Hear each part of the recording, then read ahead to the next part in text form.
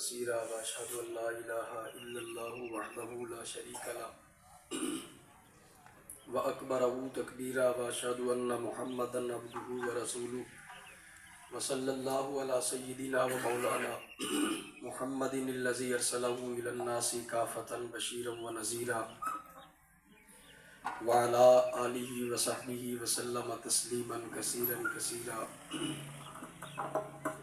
أما بعد فأعوذ بالله من الشيطان الرجيم بسم الله الرحمن الرحيم وقضى ربك ألا تعبدوا إلا إياه وبالوالدين إحسانا صدق الله العظيم إن الله وملائكته يصلون على النبي يا أيها الذين آمنوا صلوا عليه وسلموا تسليما الصلاة والسلام عليك يا سيدي يا رسول الله الصلاة والسلام عليك يا سيدي يا حبيب الله الصلاة والسلام عليك يا سيدي يا أول خلق الله وآخر رسول الله وعلى آلك وأصحابك وأهل بيتك يا سيدي يا ابن عبد الله مولاي صل وسلم دائما أبدا على حبيبك خير الخلق كلهم من لي برد جماح من غوايتها كما يرد جماح الخيل باللجوم رب صل وسلم دائما أبدا على حبيبك خير الخلق كلهم۔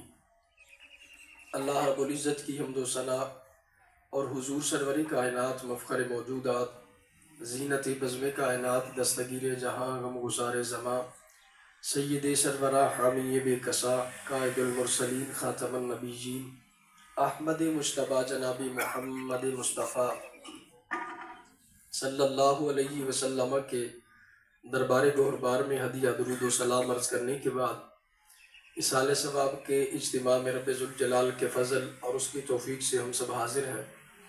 رب ذوالجلال کی بارگاہ میں دعا ہے رب ذوالجلال ہم سب کی اس حاضری کو اپنی بارگاہ میں قبول فرمائے، حق کے ابلاغ و تبلیغ اور اس پہ عمل کی توفیق عطا فرمائے۔ عزیزان گرامی، رب ذوالجلال نے اپنے پیارے کلام میں ارشاد فرمایا، اس فرمان سے یہ واضح ہوتا ہے، جس کا خلاصہ یہ ہے کہ رب فرماتا ہے وَقَضَىٰ رَبُّكَ أَلَّا تَعْبُدُوا إِلَّا إِيَّاهُ وَبِالْوَالِدَيْنِ إِحْسَانًا۔ اس آیہ کریمہ میں رب ذوالجلال نے اپنی عبادت کے فوراً بعد جن سے پیار کا حکم فرمایا ہے وہ بندے کے والدین ہیں، جن سے اچھے انداز سے پیش آنے کا حکم فرمایا ہے وہ بندے کے والدین ہیں۔ اب اس پر ایک سوال پیدا ہوتا ہے کہ رب ذوالجلال نے اپنی عبادت کے فوراً بعد ہی والدین سے پیار کا کیوں فرمایا؟ اور بھی ڈھیر سارے معاملات تھے کہ جن کے بعد رب یہ فرما سکتا تھا کہ والدین سے پیار کرو۔ یہ کیا وجہ ہے کہ رب نے فوراً اپنی عبادت کے بعد ہی کہہ دیا کہ والدین سے اچھے انداز سے پیش آؤ، والدین کا خیال رکھو، والدین سے احسان سے پیش آؤ؟ وجہ کیا ہے؟ محدثین کہتے ہیں یہ صرف اور صرف لوگوں کی مشکلات کو حل کرنے کے لیے، اور انسان جب دنیا میں آتا ہے تو اس سے جتنی بھی پریشانیاں آتی ہیں ان پریشانیوں کو دور کرنے کے لیے رب ذوالجلال نے اپنی فوراً عبادت کے فوراً بعد ہی والدین سے پیار کا حکم فرما دیا، تاکہ مومن مسلمان دنیا میں رہے تو کسی پریشانی کا شکار نہ رہے، بلکہ امن والا بھی بن کے رہے اور حفاظت والا بھی بن کے رہے۔ جس طرح کہ صوفیاء کہتے ہیں رب نے جو اپنی عبادت کا حکم فرمایا اس لیے فرمایا تاکہ نمازی جب نماز پڑھے گا اور محدثین کی راہ کو پڑھے، میرے نبی کا فرمان پڑھے، محبوب علیہ الصلوۃ والسلام خود فرماتے ہیں جب نمازی نماز پڑھتا ہے اور نماز کے اندر اچھے انداز سے جب رب کو یاد کرتا ہے، ساری توجہ رب کی طرف کر کے نماز پڑھتا ہے، اس کی نماز جب مکمل ہوتی ہے اچھے غلاف کے اندر لپیٹ دی جاتی ہے اور جو نماز ہوتی ہے وہ رب کے دربار میں حاضر ہو جاتی ہے۔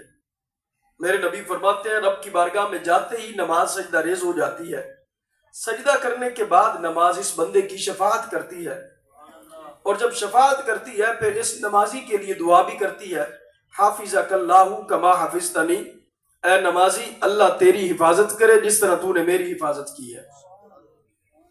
اب اس سے نتیجہ یہ نکلا رب نے جو اپنی عبادت کا حکم دیا ہے انسان جب دنیا میں آتا ہے تو غیر محفوظ ہوتا ہے، اسے ضرورت ہے کوئی اس کی حفاظت کرے۔ تو رب ذوالجلال نے یہ واضح کر دیا کہ جب نمازی نماز پڑھے گا تو نماز کا ایک ایک سجدہ اس کی حفاظت کرتا نظر آئے گا۔ حضرت سیدنا امام زہر العابدین رضی اللہ تعالیٰ عنہ، آپ کی عادت تھی کہ آپ کثرت سے نفل پڑھا کرتے تھے، اور ایک دن جب آپ کے گھر میں آگ لگی تو کسی نے آ کر کہہ دیا، خلیفہ جب پیچھے بیٹھا ہے، کہ جب سلام پھیریں گے تو میں کہوں گا کہ گھر میں آگ لگی ہے، جلدی کریں بجھائیں۔ حضرت سیدنا امام زہر العابدین، آپ نے جب سلام پھیرا، خلیفے نے جب بات کی، آپ فرمانے لگے تجھے پتہ نہیں ہے میں رب کے دربار میں کھڑا ہوں۔ پھر آپ نے نفل پڑھنا شروع کر دیے، آپ نے جب حسب معمول نفل پڑھ لیے، بالآخر آپ نے پوچھ لیا کیا وجہ ہے، شور ڈالا ہوا تھا۔ خلیفہ کہنے لگا حضرت گھر میں اتنی آگ آپ کے لگی ہوئی تھی، اب تو بجھ بھی گئی ہے، سب کچھ جل گیا ہوگا۔ حضرت امام زین العابدین فرمانے لگے تمہیں پتہ نہیں ہے کہ جو رب کی بارگاہ میں سجدہ ریز ہو، نماز اس کا کچھ بگڑنے نہیں دیتی ہے۔ اب لوگوں کی نظر میں یہ تھا کہ سب کچھ جل گیا ہوگا، سب کچھ ختم ہو گیا ہوگا، اتنی تیز جو آگ جلی تھی۔ پر امام زہر العابدین جب گھر میں جاتے ہیں، سب کچھ جلنا تو دور کی بات ہے، گھر کے ایک کونے میں سوئی تھی، سوئی کے نکے میں دھاگا تھا، آگ نے اس دھاگے کو بھی نہیں جلایا تھا۔ یہ ہے میرے نبی نے فرمایا جو آمرکم بالصلاۃ فاذا صلیتم فلا تلتفتوا فان اللہ ینصب وجهه لوجه عبدی، فرمایا میرے صحابہ نماز پڑھا کرو۔ جب میرے نبی علیہ السلام صحابہ کو یہ حکم فرما رہے ہیں تو صحابہ تو وہ تھے جو ہمیشہ نمازی ہی نمازی تھے، بعد والوں کو یہ تعلیم تھی۔ فرمایا اس سے کمال کیا ملتا ہے؟ میرے نبی فرمانے لگے فإن اللہ ینصب وجهه لوجه عبدی، فرمایا جب نماز پڑھو نا تو ساری کی ساری توجہ رب کی طرف کیا کرو، کیونکہ جب تم اپنا چہرہ رب کی طرف کرتے ہو تو رب بھی اپنی شان کے مطابق اپنے جلوے تمہاری طرف فرما لیتا ہے۔ الفاظ یہی ہے کہ فإن اللہ ینصب وجهه لوجه عبدی، کہ اللہ بھی اپنا چہرہ اس بندے کی طرف کر لیتا ہے، یعنی یہ جو رب کی شان کے لائق ہے۔ اب میرے نبی فرماتے ہیں یہی نمازی جب نماز میں سستی کرتا ہے، ظاہراً سجدہ بھی کر رہا ہے، ظاہراً رکوع بھی کر رہا ہے، ظاہراً نوافل پڑھ رہا ہے، ظاہراً قیام قرات یہ سارے اعمال کر رہا ہے، سارے ارکان کو ادا کر رہا ہے، لیکن نماز کے اندر اس کا خیال کھیت کھلیان دکان مکان کی طرف ہے۔ فرمایا جب اس کی نماز مکمل ہوتی ہے، اب اس ایک اور روایت کو بھی دیکھا جائے، میرے نبی فرماتے ہیں جب نمازی پہلی رکعت کے اندر نماز تو پڑھ رہا ہے لیکن اس کا خیال محلے کی طرف ہے، کھیت دکان کی طرف ہے کہ پیچھے کیا بنے گا، یہ نماز کے اندر بھی خیال غیروں کی طرف لے کے جا رہا ہے۔ فرمایا رب اس سے کلام کرتا ہے، رب فرماتا ہے یا ابن آدم الی من تلتفت الی من هو خیر لک منی، اے ابن آدم تو کس کی طرف توجہ کر رہا ہے جس کا تو خیال نماز میں لا رہا ہے، کیا وہ مجھ سے زیادہ پیارا لگتا ہے؟ کیا وہ مجھ سے تجھے زیادہ پیارا لگتا ہے؟ اب کچھ موذیوں نے معاذ اللہ اس سے وہ بھی نکال لیا کہ دیکھو کہ رب نے کہہ دیا ہے، رب روکتا ہے، کسی اور کا خیال نماز میں نہیں آنا چاہیے، لہٰذا ہمارے کچھ نے لکھ دیا ہے کہ نماز میں نبی کا خیال آ جائے تو یہ خیال برا ہے۔ ہم کہتے ہیں یہ جو خیال کی بات ہو رہی ہے یہ دنیا کے خیالات ہیں، یہ واہیات قسم کے خیالات ہیں، یہ کھیت کھلیان دکان مکان کے خیال ہیں، پر نبی کے خیال کا دیکھا جائے صحابہ نماز بھی پڑھتے تھے، محبوب کا دیدار بھی کرتے تھے۔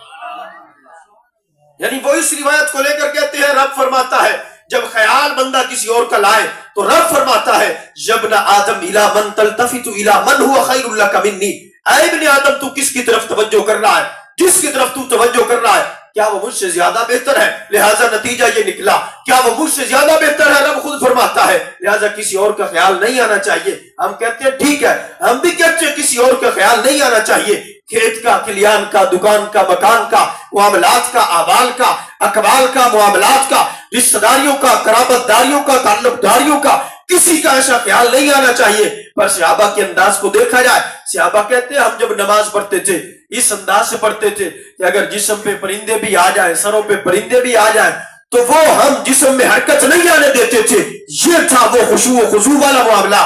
لیکن جب بات میرے نبی کے خیال کی آتی ہم نماز بھی پڑھتے تھے، جی بھر کے محبوب کا دیدار بھی کرتے تھے۔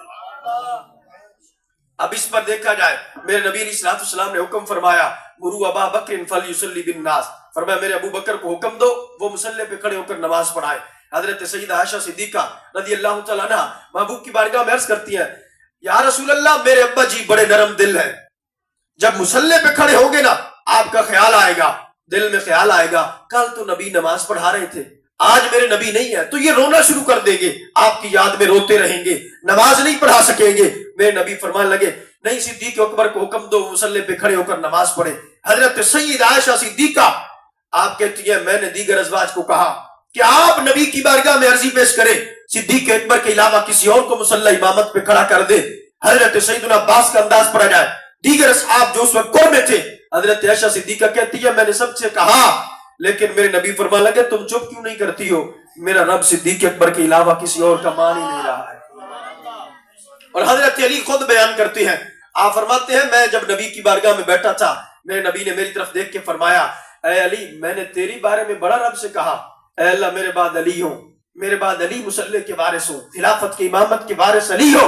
حضرت علی کہتے ہیں میرے نبی نے خود مجھ سے فرمایا ہے، میں نے اپنے کانوں سے سنا ہے اے علی میں نے جب رب سے بار بار کہا نا میرا رب صدیق کے علاوہ کسی اور کا مانا ہی نہیں. اب اس پر محدثین کہتے ہیں جب میرے نبی نے حضرت صدیق اکبر کو حکم دیا، صدیق اکبر نماز پڑھا رہے ہیں مصلی امامت پہ کھڑے ہیں، میرے نبی نے پردہ ہٹایا، دیکھیں کہ صدیق کیسے مصلی امامت پہ کتنے خوبصورت لگ رہے ہیں اور پیچھے صحابہ کس انداز میں کھڑے ہیں. جب میرے نبی نے دیکھا ہے اب صحابہ نے بھی دیکھنا شروع کر دیا. محدثین کہتے ہیں ایک طرف بیت اللہ ایک طرف میرے نبی کا حجرہ، صحابہ نے بیت اللہ سے منہ ہٹا کے میرے نبی کی طرف کر لیا، ہاتھ باندھے ہوئے ہیں میرے نبی کی طرف چہرہ کر دیا ہے. اب جب نبی کو دیکھ رہے ہیں انداز کتنا کمال کا تھا، میرے نبی اپنے ہاتھوں سے اشارہ کر رہے ہیں فَأَشَارَ إِلَيْهِمْ بِيَدِ رَسُولِ اللَّهِ صلی اللہ علیہ وسلم أَنْ أَتِمُّوا صَلَاتَكُمْ. میرے نبی اپنے ہاتھوں سے اشارہ کر کے فرما رہے ہیں اے میرے صحابہ یہ نمازیں پوری کرو. پر صحابہ تھے جو نبی کو دیکھ رہے تھے، نبی سے نظر پیچھے نہیں ہٹ رہی تھی. میرے نبی آگے بڑے ہیں، آگے کمال کا انداز تھا، صحابہ بھی نبی کو دیکھ رہے ہیں لیکن جب میرے نبی مصلی کے قریب آئے ہیں حضرت صدیق اکبر نے پیچھے ہٹنا شروع کر دیا. میرے نبی حضرت صدیق اکبر کو بھی حکم فرما رہے ہیں کہ مصلی پہ کھڑے رہیں. جب نماز مکمل ہوتی ہے میرے نبی صدیق اکبر سے فرماتے ہیں اے صدیق میں نے تو کہا تھا کھڑے رہیں. حضرت صدیق اکبر جواب کیا دیتے ہیں یا رسول اللہ ابو قحافہ کے بیٹے کی اتنی شان نہیں ہے کہ وہ نبیوں کے سردار کے آگے کھڑا ہو سکے. اب جب نماز مکمل ہوئی نہ کسی نے صحابہ سے پوچھ لیا اے اصحاب رسول یہ تو بتاؤ پہلے بھی تم نمازیں پڑھا کرتے تھے آج بھی تم نماز پڑھ رہے تھے، انداز کیسا تھا؟ پہلے بھی بڑی نمازیں پڑھی ہیں، آج کا انداز بتاؤ کیا کیفیت ہے تمہاری؟ کہنے لگے ما نظرنا منظرن قط کان اعجب الینا من وجہ النبی صلی اللہ علیہ وسلم. خدا کی قسم ہے ایسا عجیب تر منظر ایسا کمال کا منظر ہم نے پہلے کبھی نہیں دیکھا. آج جیسا منظر تھا کہ ادھر رب ذوالجلال کی عبادت بھی کر رہے تھے ادھر مصطفیٰ کا دیدار بھی کر رہے تھے، رب سے ملاقات بھی ہو رہی تھی محبوب کا دیدار بھی ہو رہا تھا. نتیجہ کیا نکلا؟ جو محبوب نے فرمایا ہے نا، رب فرماتا ہے یابن آدم الی من تلتفت الی من هو خیر لک منی. یہ خیال غیر کا نہ آنے دو، اس غیر سے مراد میرے نبی نہیں ہے، میرے نبی تو رب کے اپنے ہیں. رب خود کہتا ہے یہ میرے حبیب ہے، میں نے اپنے نور سے پیدا فرمایا ہے. اعلیٰ حضرت کے نظریے کو پڑھا جائے محدثین کے نظریے کو پڑھا جائے سارے بال اتفاق نتیجہ تو یہی نکالتے ہیں محبوب و محب میں نہیں میرا تیرا. رب نے اپنے حبیب کو یہ مقام دیا ہے. حضرت موسیٰ کلیم ہے، طور پہ جا کے رب سے کلام کرتے ہیں. حضرت ابراہیم خلیل ہے. والفرق بین الحبیب والخلیل، حبیب اور خلیل کے درمیان فرق کیا ہے؟ محدثین کہتے ہیں خلیل اسے کہتے ہیں جو رب کو راضی کرے، بتوں کے گلوں میں رسے ڈال کے گلیوں میں گھما کے ان کی تجلیل کر کے رب کو راضی کرتے ہیں، بتوں کے منہ توڑ کے رب کو راضی کرتے ہیں، رب کی عبادت کر کے رب کو راضی کرتے ہیں، آگ میں جا کے رب کو راضی کرتے ہیں. حبیب کی شان یہ ہے کہ رب قبلہ بدلا کے حبیب کو راضی کرتا ہے. یہ وہ انداز میرے نبی علیہ السلام کا ہے. صوفیاء محدثین کہتے ہیں جو رب نے فرمایا ہے نا خیال غیر کا نہ آنے دو، یہ غیر کا خیال مجھ سے زیادہ بہتر ہے. اس سے مراد میرے نبی کی ذات نہیں ہے، اس سے مراد دنیا کے معاملات ہیں، اس سے مراد بندے کے معاملات ہیں. پر میرے نبی کی بات کو دیکھا جائے صحابہ کہتے ہیں ہم نماز بھی پڑھتے تھے محبوب کی داڑھی بھی دیکھتے تھے، ہم نماز بھی پڑھتے تھے محبوب کی زلفیں بھی دیکھتے تھے، ہم نماز بھی پڑھتے تھے میرے نبی جب ہاتھ اوپر بلند کر رہے تھے ہم نے محبوب کا ہاتھ بھی پڑھتے دیکھ لیا ہے. یہ وہ انداز ہے. اب اس سے نتیجہ کیا نکلا؟ میرے نبی نے فرمایا جو اچھے انداز سے نماز پڑھتا ہے نماز اس کی حفاظت کرتی ہے. آگے میرے نبی فرماتے ہیں جس نے خیال غیر کی طرف لایا، توجہ نہ آنی دی، رب کی طرف توجہ نہ کی ہے، ظاہراً قیام قرات رکوع کر رہا ہے لیکن اس کا خیال رب کی طرف نہیں ہے. اب اس پر میرے نبی فرماتے ہیں اس کی جو نماز ہوتی ہے نا وہ پھٹے پرانے میں کپڑے میں لپیٹی جاتی ہے، آسمان کی طرف بڑھتی ہے، دروازے بند، چاروں طرف گھومتی ہے، مشرق مغرب ہر طرف جاتی ہے. کہیں کوئی جگہ نہیں ملتی ہے. میرے نبی فرماتے ہیں بالآخر اس کی نماز اس کے منہ پہ مار دی جاتی ہے. اور جانتے ہو الفاظ کیا ہوتی ہے نماز کے؟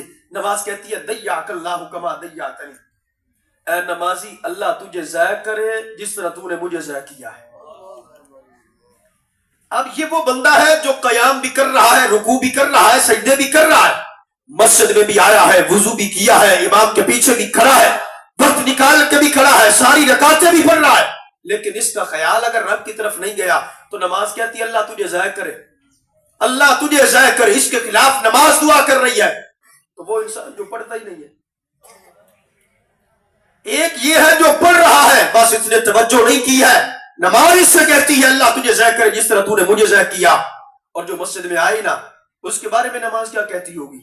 اس لیے صوفیاء کہتے ہیں نمازی جب نماز پڑھتا ہے تو نماز اس کی حفاظت کرتی ہے، صحیح انداز سے پڑھے. پھر اس کے بعد رب نے فرمایا والدین سے پیار کرو، والدین سے اچھے انداز سے پیش آؤ. وجہ کیا ہے؟ نماز نے تو حفاظت کر دی ہے. صوفیاء کہتے ہیں دوسری بات یہ بھی ہے انسان جب دنیا میں آتا ہے تو مشکلات میں بھی پھنسا ہوا ہوتا ہے. اب ضرورت ہے اس سے مشکل پڑے تو کوئی نہ کوئی ذریعہ ہو جو فوراً اس کی مشکل کو ٹال دے، فوراً اسے مشکل سے نکال دے، فوراً اس کی پریشانی کو دور کر دے. تو رب ذوالجلال نے جو والدین سے پیار کا حکم فرمایا ہے نا، جو بندہ والدین سے پیار کرتا ہے جب بھی کوئی مشکل آتی ہے والدین کے پیار کے صدقے رب فوراً مشکل بھی ٹال دیتا ہے.